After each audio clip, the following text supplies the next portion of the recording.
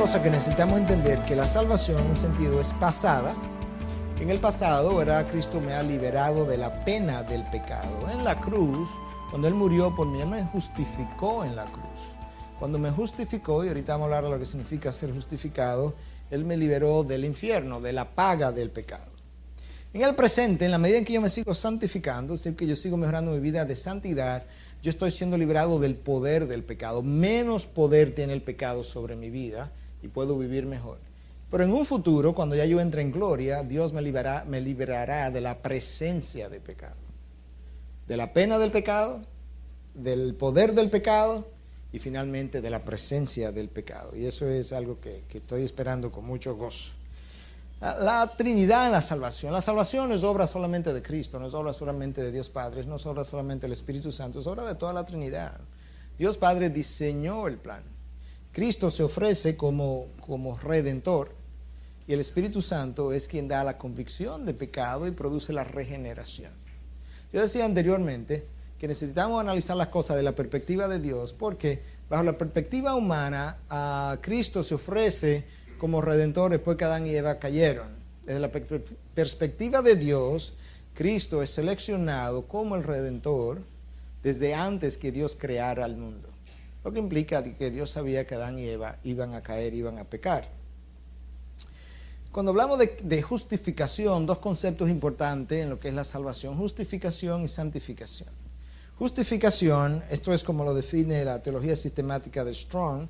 Dice, por justificación queremos decir esa acción judicial de Dios en la cual, por cuenta de Cristo, a quien el pecador se une por fe, declara que el pecador ya no está expuesto al castigo de la ley, sino que está restaurado y vuelve a gozar del favor de Dios.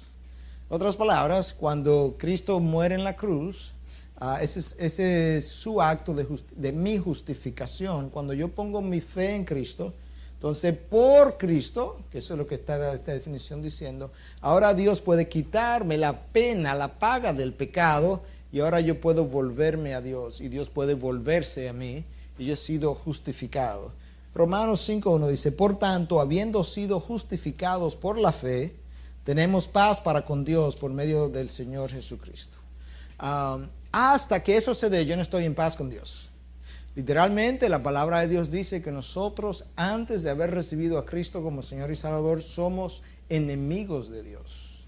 La palabra es muy clara en términos de cuál es la posición del hombre antes de estar en Cristo, antes de tenerlo como Señor y Salvador, que es enemigo de Dios, que no quiere saber de Dios, para nada, no quiere que le hablen de Dios. Santificación es diferente de justificación. Hablamos de dos tipos de santificación. Posicional, déjame devolver, la palabra santo significa ser apartado. Entonces la santificación posicional es el día que yo recibo a Cristo como Señor y Salvador, Dios me aparta para Él, yo he sido santificado. De ahí que cuando Pablo le escribe a los creyentes en Tesalonicenses, en Efesios, le dice a los santos en tal sitio. No es necesariamente que ellos están viviendo una vida pura, pero ellos son santos en el sentido de que Dios lo ha apartado para Él. La otra santificación de que hablamos, esta palabra que está aquí es en inglés experiential, porque no la tengo en español, pero básicamente es la santificación que yo experimento en la medida en que voy caminando con Cristo y voy mejorando mi vida de santidad, mi vida de obediencia. Como cuando estoy en una escalera, imagínense que el primer peldaño significa mi salvación. Es el día que yo nací de nuevo, peldaño número 1. Ahí estoy justificado ya, ahí estoy salvo. Pero no tengo mucha santificación porque eso ocurrió ayer. Entonces ahora yo comienzo a obedecer a Dios, a obedecer su palabra, y yo comienzo a subir la escalera. Entonces cada peldaño es un peldaño más en mi proceso de santificación, y a eso es que llamamos santificación de experiencia, lo que yo voy experimentando a través de la vida, que en inglés ha sido nombrado como experiential.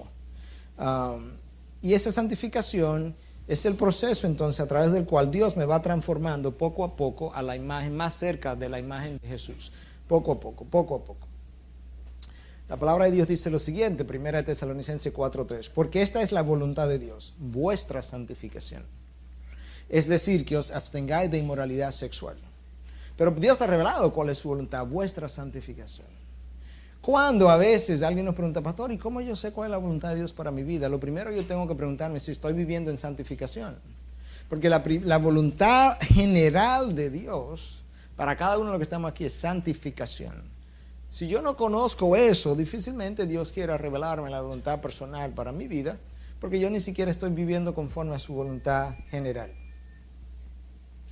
Vamos a comparar la justificación con la santificación. Entonces, justificación es lo que Dios hace por nosotros. Él nos justificó en Cristo en la cruz. Santificación, por otro lado, es lo que Dios hace en nosotros. La transformación que Dios va efectuando en nosotros. Pero ambas cosas son de Dios, la justificación y la santificación. La justificación es un hecho pasado, Cristo lo hizo en la cruz, ya eso se dio. La santificación es un proceso que está ocurriendo y continuará ocurriendo hasta el último día de mi vida. En la justificación Dios nos declara justo. En otras palabras, cuando Cristo muere en la cruz y Dios me aparta para Él en el día de hoy, si yo soy salvo hoy, Dios me dice, ya yo soy justo. Si me muero, voy para el cielo. Pero en realidad, como fue ayer que ocurrió, hoy que ocurrió, yo todavía no soy tan santo. Pero Dios me ha declarado justo. Es como que el juez diga, sí, es verdad que es culpable, pero yo lo voy a dejar ir. Entonces, en ese sentido, Él nos ha justificado. La santificación nos va convirtiendo en justo. En el primer caso me declararon justo. En el segundo caso lo que me están haciendo es cambiándome y transformándome para que llegue a ser justo. La justificación quita la pena por el pecado. La pena que pesaba de ir al infierno, la justificación me la quita. La santificación controla el poder del pecado. En otras palabras, mientras más me santifico en mi vida, menos poder tiene el pecado sobre mí, menos peco, más complazco a Dios. Entonces el pecado va perdiendo poder en mí, aunque nunca se va a ir 100%, pero irá perdiendo poder. Ok, de aquí en adelante comienza la parte jugosa, así que vamos a hablar un poquito de eso. Cuando hablamos de salvación, tenemos que preguntarnos cuáles son las posibilidades de lo que Dios pudo haber hecho. Aquí hay 4, si usted tiene una quinta, todavía no he encontrado una quinta en las veces que he enseñado esto. Si usted tiene una quinta, me la dice al final para agregarla. Pero básicamente, yo creo que Dios pudo haber hecho varias cosas. Por un lado, Dios pudo salvar a todo el mundo. Vamos a preguntar lo siguiente. ¿Dios tiene el derecho de salvar a todo el mundo? ¿Tiene el poder de salvar a todo el mundo? Claro. ¿Eso es lo que Dios ha hecho? Ok, entonces eso no es, porque no lo ha hecho. Los universalistas piensan que Dios va a salvar a todo el mundo. Eso es una herejía, no es aceptado como parte de la fe cristiana. Dios pudo condenar a todo el mundo. Si Dios condena a todo el mundo, ¿fuera eso injusto? Como un grupito lo cree.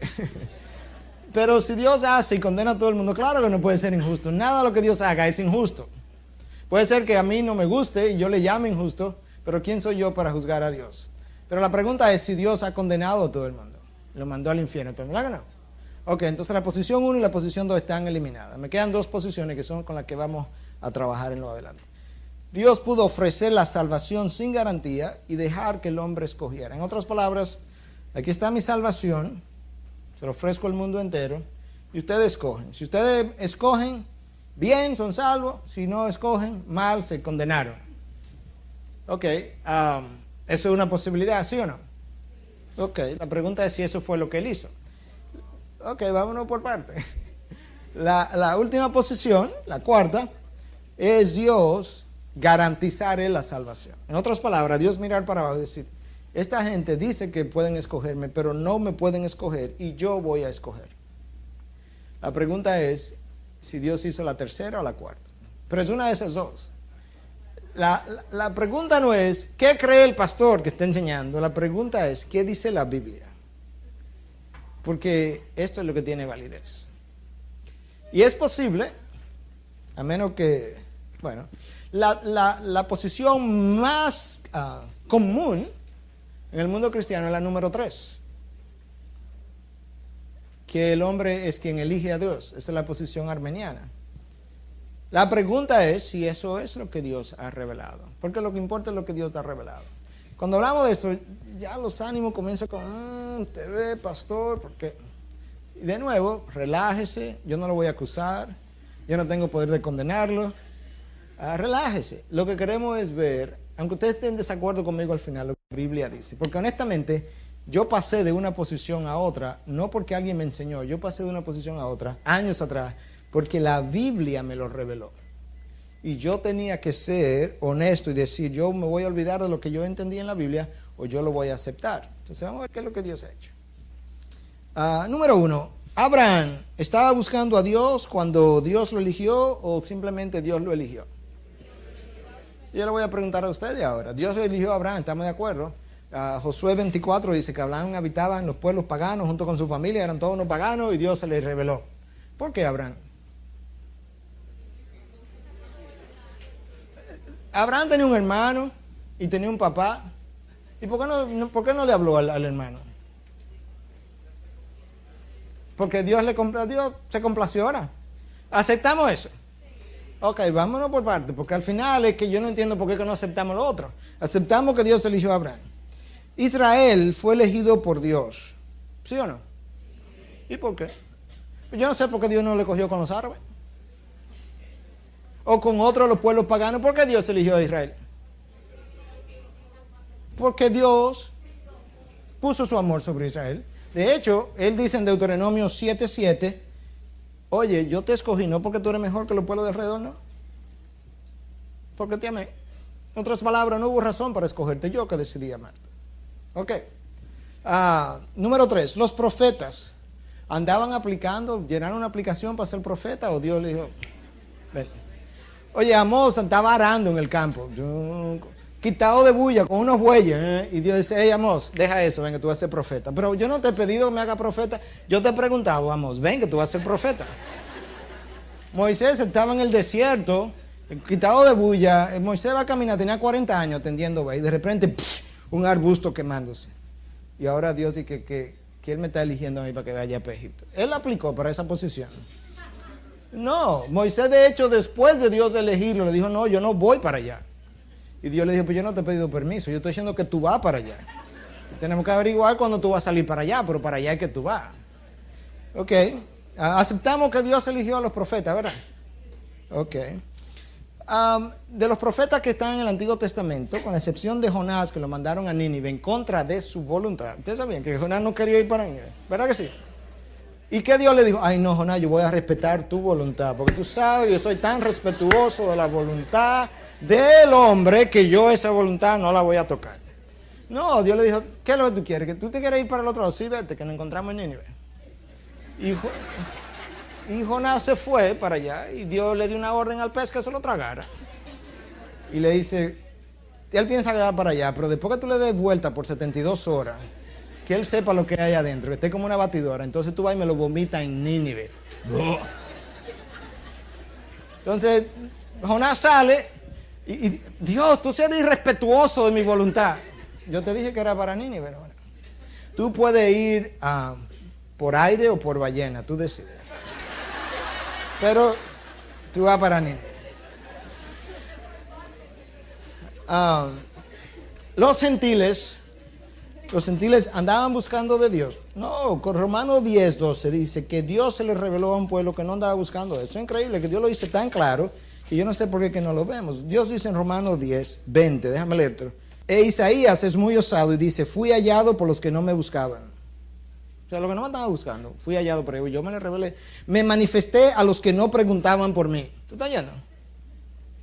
Pero en cuanto a Israel dice, todo el día he extendido mi mano a un pueblo desobediente y rebelde. Hablando de los gentiles. La Biblia habla de los ángeles elegidos en 1 5:21. Te conjuro, dice Pablo a Timoteo hablando, delante de Dios y de sus ángeles elegidos. ¿Está ahí? ¿Qué más ha revelado Dios? Romanos 8, 29 y 30. Oye lo que dice. Porque a lo que de antemano conoció, también los predestinó. La única razón por la que hablamos de la doctrina de la predestinación, porque la Biblia habla de eso, si no, no estuviéramos hablando de eso. A mí no me interesa hablar de nada que no esté en la Biblia. No me interesa creer nada que no esté en la Biblia. No me interesa defender nada que no esté en la Biblia. Porque yo sé que si yo creo algo que no está en la Biblia, yo me estoy clavando mi propio cuchillo.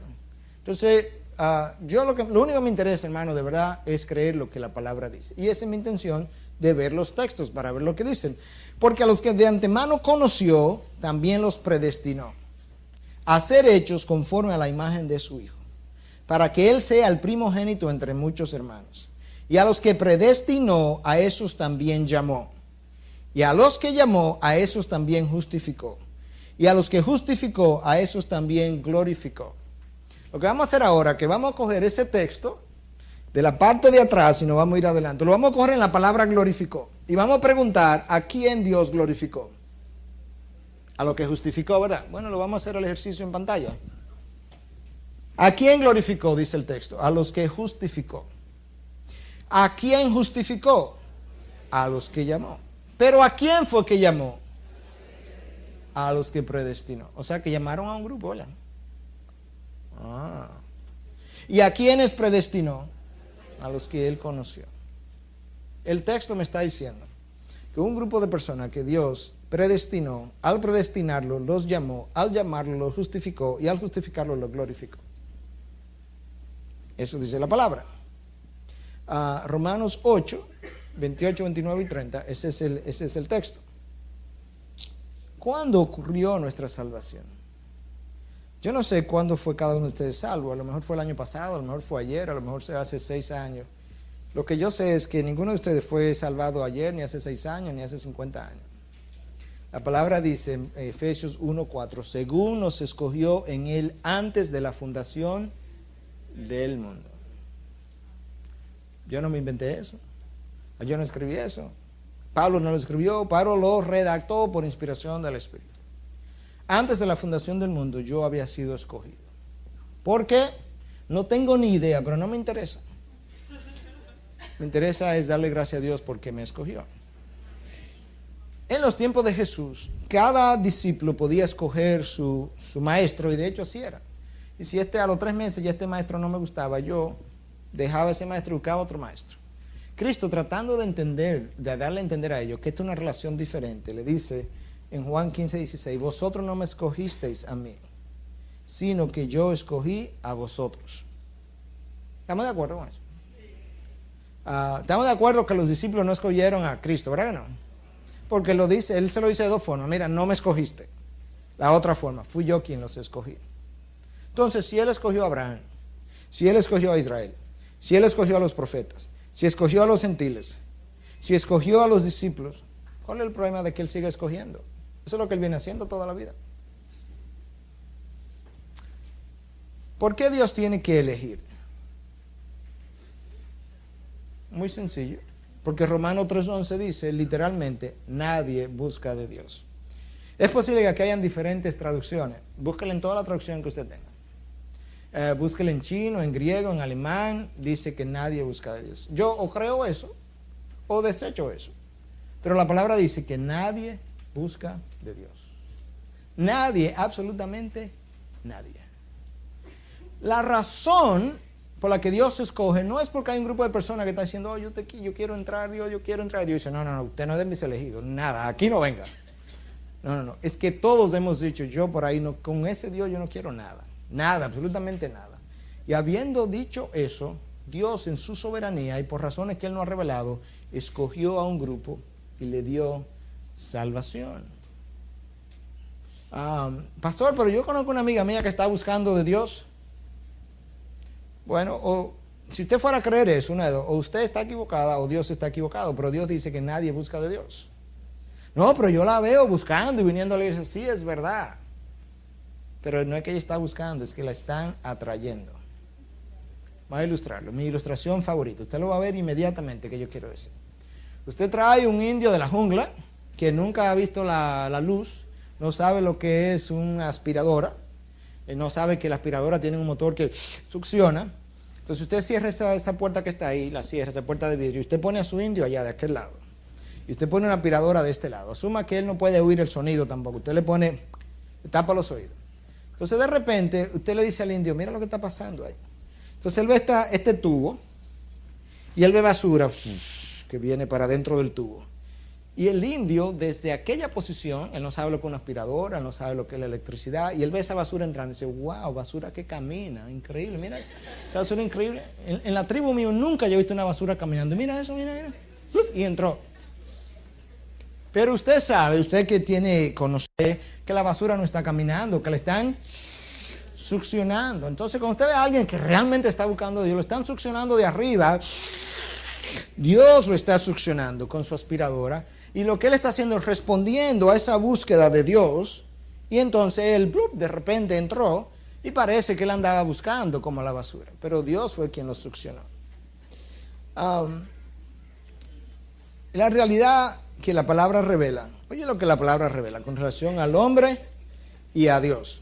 Romanos 5:10. Déjame leerle algo rápidamente para que usted vea cuál es nuestra condición y por qué es que nosotros no elegimos. Romanos 5:10. Dice lo siguiente. Porque si cuando éramos enemigos fuimos reconciliados con Dios por la muerte de su Hijo. Vamos para 9.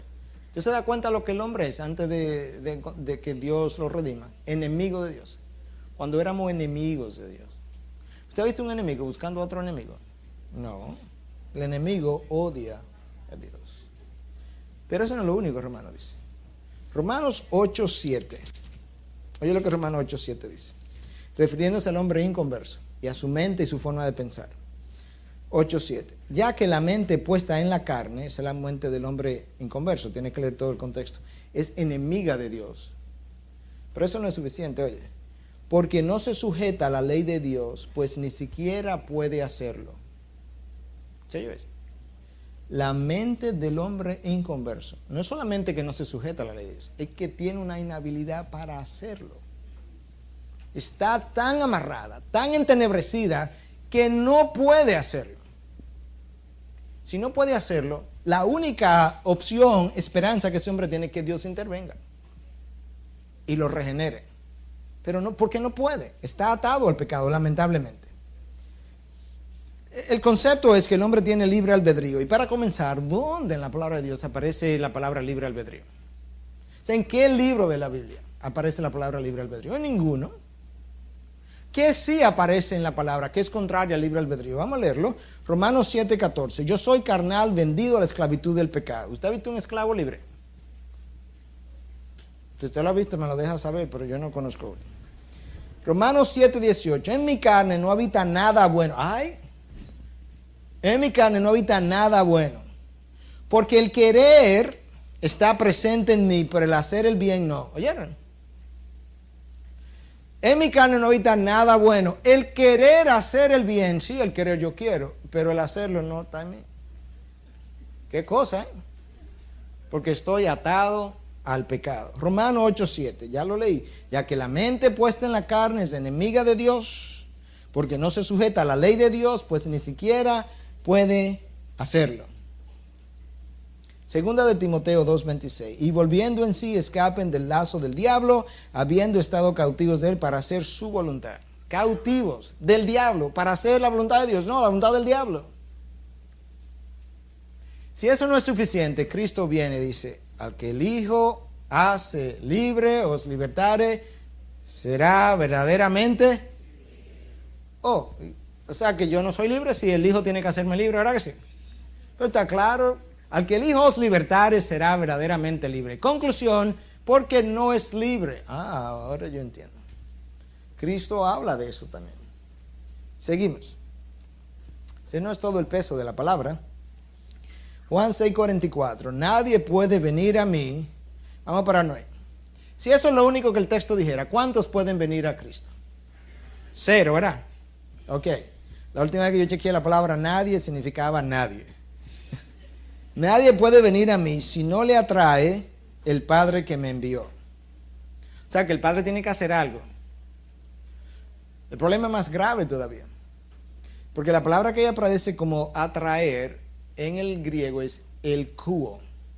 Como está ahí escrito, H-E-L-K-U-O. El diccionario del griego más extenso que se haya escrito. No calvinista, incluso esta gente hizo un diccionario del griego bíblico. Y muchos ni siquiera eran cristianos, eran puramente académicos, lo único que les interesaba era qué es lo que la palabra significa. Se llama el diccionario de Kittle, 10 volúmenes, cada volumen de este gordo. El diccionario de Kittle dice que el kuo significa ser atraído por una fuerza irresistible. De manera, ser arrastrado. De manera que Juan 6:44 dice, nadie puede venir a mí a menos que la fuerza irresistible de mi Padre lo atraiga. Esta palabra, el kuo, aparece 2 veces más en el Nuevo Testamento, 2 veces nada más. Y en ambos casos es traducido arrastrar. cuando arrastraron a Pablo, y así la creo, dice que lo arrastraron hasta la calle, y Santiago habla de los ricos que son los que arrastran a los pobres, arrastrar, las dos veces que aparece, las otras dos veces. Juan es tan claro en qué es lo que pasa, porque lo dice en Juan 6:44, y lo dice Juan 6:37. Todo el que Padre me da, vendrá a mí. Hágase la pregunta entonces. Yo hice este ejercicio, hermano. O sea, yo fui convencido por la... Yo hice este ejercicio que yo estoy haciendo con ustedes. ¿Quiénes vendrán a Cristo?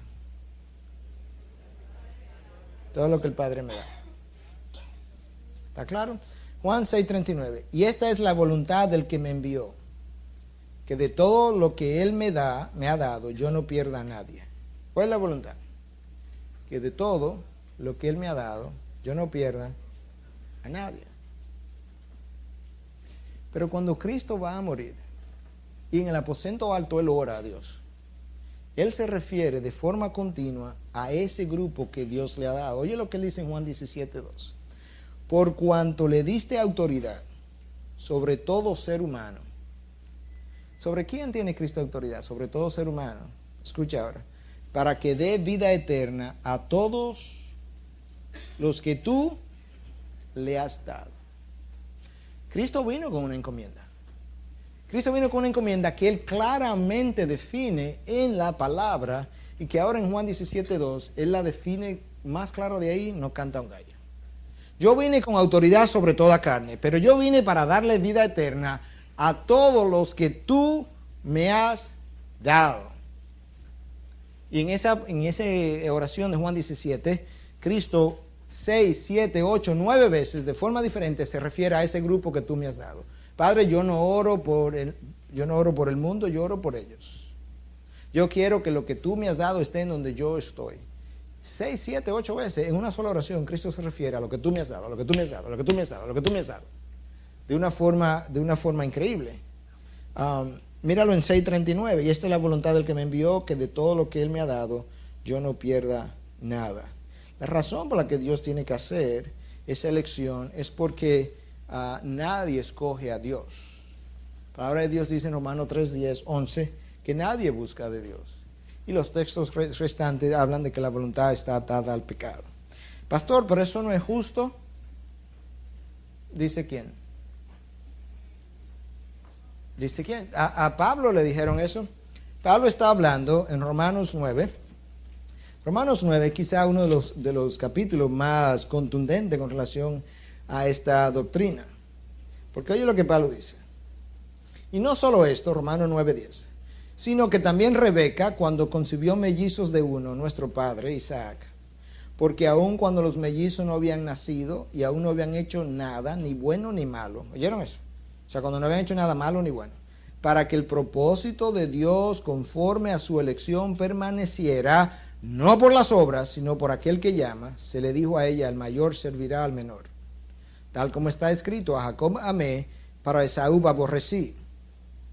Dios escogió ahí a uno sobre el otro, ¿sí o no? Que la próxima pregunta, Pablo está anticipando las preguntas que están en la mente de algunos de ustedes. ¿Qué diremos entonces? ¿Que hay injusticia en Dios? Eso no es justo. De ningún modo. ¿Por qué, Pablo, tú dices? Porque él dice a Moisés, tendré misericordia del que yo tenga misericordia y tendré compasión del que yo tenga compasión. Ahora aquí viene, escucha bien, abre los oídos. Así que no depende del que quiere, ni del que corre, sino de Dios que tiene misericordia. ¿Por qué no depende del que quiere? Porque nadie quiere. Sino de Dios que ha tenido misericordia. Porque la Escritura dice a Faraón, para esto mismo te he levantado para demostrar mi poder en ti y para que mi nombre sea proclamado por toda la tierra. Así que, escucha bien, del que quiere tiene misericordia y al que quiere endurece. Pablo dice, me dirás entonces, ¿por qué pues todavía reprocha a Dios? En otras palabras, si es así, Pablo, entonces ¿por qué Dios sigue condenando? Porque ¿quién resiste su voluntad? Oye, Pablo, al contrario. ¿Quién eres tú, hombre, que le contestas a Dios? ¿Dirá acaso el objeto moldeado al que lo moldea, al que lo modela, ¿por qué me hiciste así? ¿O no tiene el alfarero derecho sobre el barro de hacer de la misma masa un vaso para uso honroso y otro para uso deshonroso? Pablo está diciendo, oye, no me hable de injusticia con relación a Dios, porque ¿quién eres tú, hombre, para hablarle de injusticia a Dios? Pastor, pero eso es injusto. Oye, nadie busca de Dios. Entonces Dios, en un momento dado, le da gracia a un grupo, y ese grupo que recibió gracia va a la salvación. Ok, ¿qué recibió ese grupo? Gracia, ¿verdad? Ok. Hay otro grupo que no busca de Dios, y ese grupo Dios no le dio gracia, sino que lo condenó de acuerdo a su justicia. ¿Qué recibió ese grupo? ¿Y este grupo? ¿Quién recibió injusticia? Acabé mi discusión. Nadie ha recibido injusticia, hermanos. Injusticia sería si Dios manda al infierno a alguien que no se merecía el infierno. Eso sería injusto. Pero cuando Dios envía al infierno a alguien que merecía el infierno, la condenación, eso es justicia.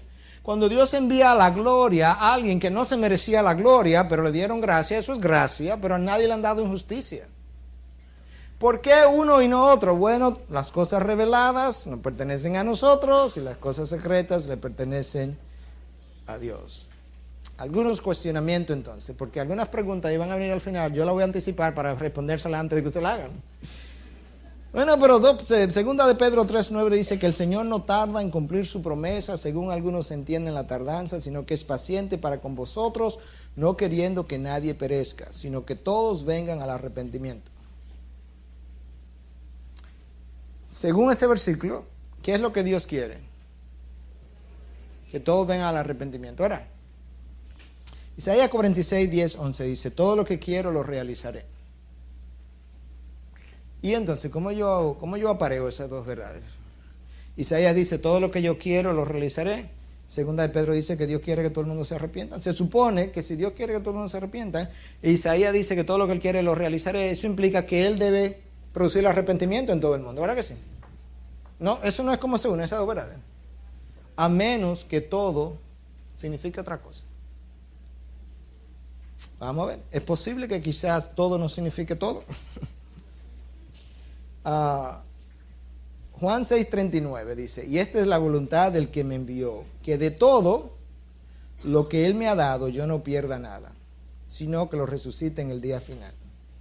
Por cuanto le diste, Juan 17:10, le diste autoridad sobre todo ser humano para que le dé vida eterna a todos los que tú le has dado.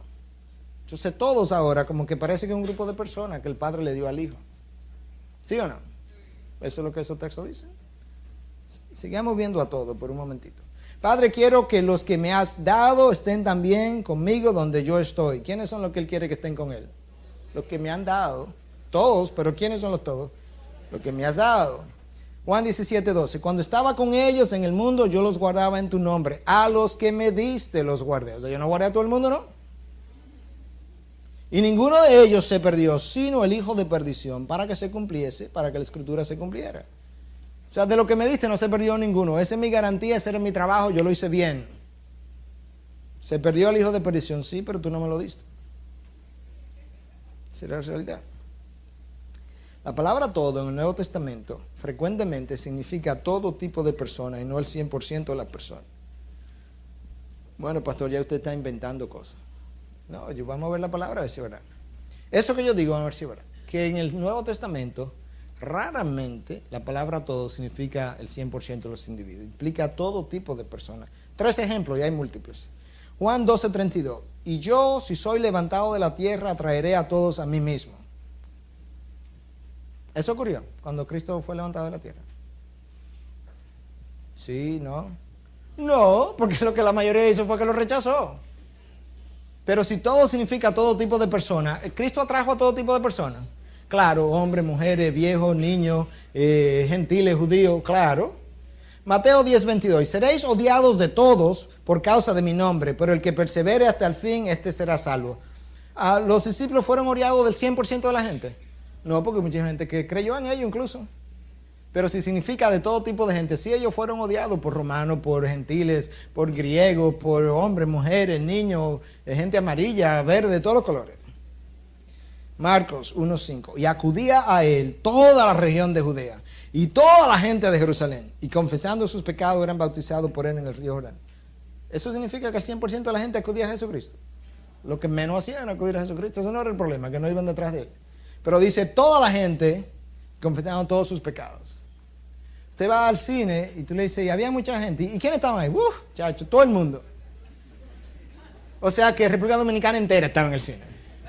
No, usted acaba de decir que había tanta gente, que estaba lleno y que había todo tipo de gente. Usted vio hombres, mujeres, niños. Nosotros hablamos de la misma forma. Exactamente igual. Eso no es de aquella época solamente. Pastor, entonces, si es Dios quien escoge, y eso le ocurrió antes de la fundación del mundo, ¿para qué vamos a evangelizar? Bueno, yo creo que si hubiera una sola razón, la primera, fuera suficiente, que no hubiera que preguntar otra. Si simplemente fue porque el Señor lo ordenó, eso es razón suficiente. Creo yo que si el Señor es Señor y vivimos su señorío, el hecho de que lo ordenara fuera suficiente.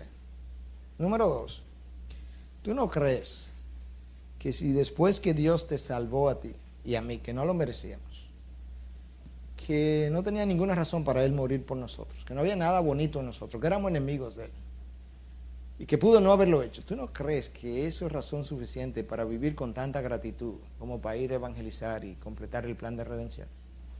Para mí eso es suficiente. Las dos primeras son mi motivación para evangelizar. De verdad que ahorita Dios puede bajar del cielo, mandar un ángel del cielo y decir, ¿sabes una cosa? Yo apagué el infierno, no más infierno.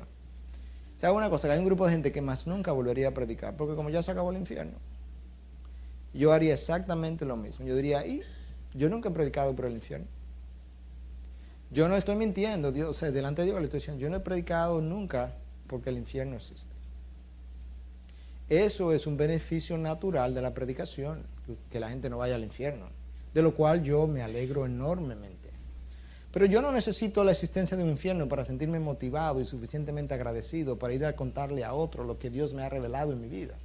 Eso es la razón, honestamente, hermanos. La razón primera es que yo encuentro tan descomunal, tan monumental, que Dios se haya fijado en mí, me haya escogido, y luego que me haya escogido para ser socio del proyecto más grande en la historia del universo, y que Dios, no necesitándome, quiere que yo le ayude, no necesitándome. Para mí eso es tan monumental que yo daría mi vida por Dios. No necesito ninguna otra motivación, ninguna otra. Que la consecuencia natural de eso es que el hombre no va al infierno. Aleluya, amén, gloria a Dios. Pero aún si no hubiera infierno, hermano, es tan enorme lo que Dios me ha dado, que yo quisiera que todo el mundo le conociera igual. Que yo quisiera que todo el mundo le adorara igual, que yo quisiera que todo el mundo le obedeciera igual. Esa es mi razón primera. También predicamos porque Dios no solamente determina en su elección quiénes serán salvos, Dios también determina los instrumentos de su salvación, y eso es importante. Si Dios nos ha mandado a ser instrumento de salvación de alguien, pues nosotros debemos hacer eso. Número 4, es un privilegio ser socio del mayor proyecto del universo, grande en la historia del universo, y que Dios, no necesitándome, quiere que yo le ayude, no necesitándome. Para mí eso es tan monumental que yo daría mi vida por Dios. No necesito ninguna otra motivación, ninguna otra. Que la consecuencia natural de eso es que el hombre no va al infierno. Aleluya, amén, gloria a Dios. Pero aún si no hubiera infierno, hermano, es tan enorme lo que Dios me ha dado, que yo quisiera que todo el mundo le conociera igual, que yo quisiera que todo el mundo le adorara igual, que yo quisiera que todo el mundo le obedeciera igual. Esa es mi razón primera.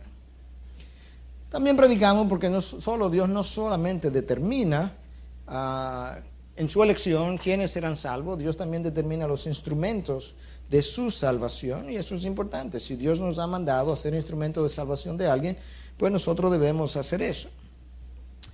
Número 4, es un privilegio ser socio del mayor proyecto del universo, ya mencioné eso. Y número 5, wow, el hecho de que los resultados están garantizados, hermano. Y yo sé que Dios tiene un grupo que Él ha garantizado. Pero déjame leerte este texto primero, de Hechos 13, 48. Pablo está predicando la palabra, ¿verdad? Y Bernabé. Entonces dice que oyendo esto los gentiles, la predicación de Pablo, se regocijaban y glorificaban la palabra del Señor. Escucha, ahora afina los oídos. Y creyeron cuanto estaban ordenados a vida eterna. ¿Quiénes creyeron? Todos los gentiles oyeron a Pablo y a Bernabé. Pero hubo un grupo que creyó. Ahora tú me dices, después de haber leído, ¿quiénes creyeron? Todos los que estaban ordenados para vida eterna. Había una ordenación previa y aquellos que estaban ordenados para vida eterna creyeron. Si fuera al revés, oye cómo lo dijera. Y todos los que creyeron fueron ordenados para vida eterna. ¿Verdad? O sea, todos los que creyeron, después de haber creído, fueron ordenados para vida eterna. Pero eso no es lo que dice, hermano. Dice que creyó un grupo de los que oyeron la palabra y que ese grupo que creyó, esos habían sido previamente ordenados para vida eterna. Eso yo lo encontré, esa doctrina en la palabra, en un momento en que yo no creía eso, hermano. Yo estaba en la otra posición, la posición armeniana, la mayor parte de mi vida, porque todo el mundo nace armeniano. A menos que usted no haya nacido en una iglesia que crea eso y se lo hayan enseñado de chiquitico, todo el mundo nace armeniano. De que yo escojo porque esa es la forma más natural de pensar. El problema no es lo que yo entiendo, lo que yo pienso, es cómo consistentemente Dios ha revelado algo que está ahí. Yo tuve una crisis de 2 semanas, mi esposa lo sabe, donde yo me puse casi loco, porque yo no quería entender, yo no quería abrazar eso.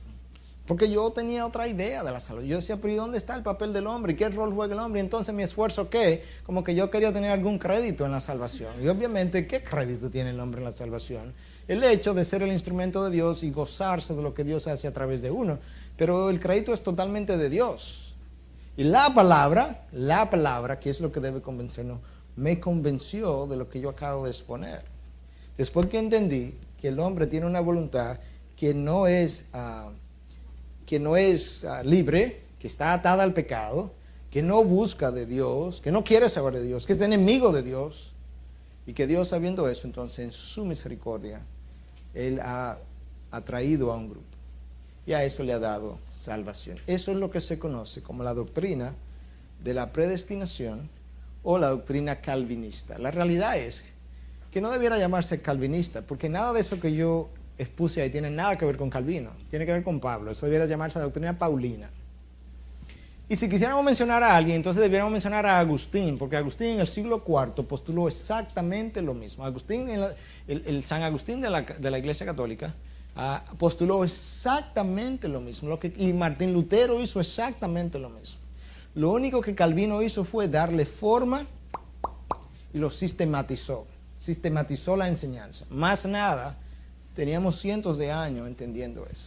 Hasta que en el año 1700 y tanto, Arminio postuló la otra doctrina del libre albedrío. Pero hasta el año 1700 y tanto, o sea, la iglesia por casi 17 siglos, casi de forma invariable, creyó la doctrina que yo acabo de exponer. El otro gran teólogo también, Tomás de Aquino, también que la Iglesia Católica lo conocen como Santo Tomás de Aquino. Tomás de Aquino postuló exactamente lo mismo.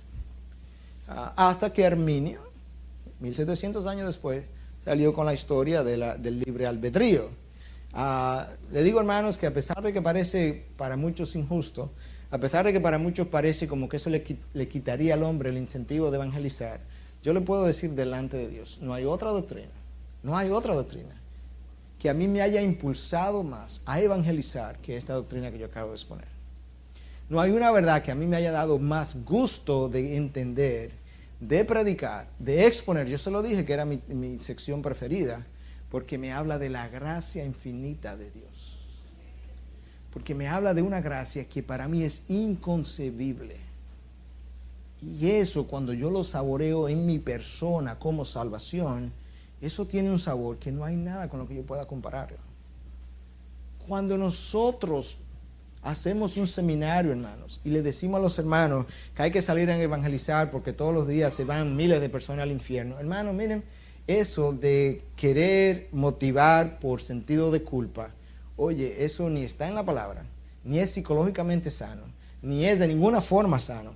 Nunca la culpa puede ser una buena motivación. ¿Y cómo es posible que nosotros queramos motivar por sentido de culpa? Ahora, si yo te digo que nuestro Dios es tan grande, es tan misericordioso, es tan inmensamente grande y misericordioso que te ha salvado a ti, sin tú merecerlo. Y que incluso después de salvarte y tú no merecerlo, Él quiere usarte en un plan donde Él no te necesita. Eso a mí comienza, todos los jugos de la boca comienzan como a secretar, como wow, esto sí sabe, wow, esto es increíble. Y luego, cuando tú comienzas a caminar con Dios y tú tienes experiencia de intimidad con Dios, y tú dices, wow, pero Dios, pero Dios, pero Dios, pero Dios, pero Dios. Tú estás viviendo experiencia que tú quisieras que todo el mundo tuviera, entonces tú dices, esto es razón suficiente para yo ir a evangelizar. Y esa es la razón, hermanos. La razón por la que no tenemos más gente yendo es porque lo hemos cargado de culpa, y la culpa es un terrible motivador.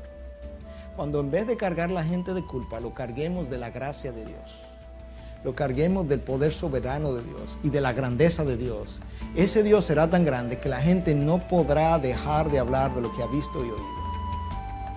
Pero tenemos que darle la motivación correcta.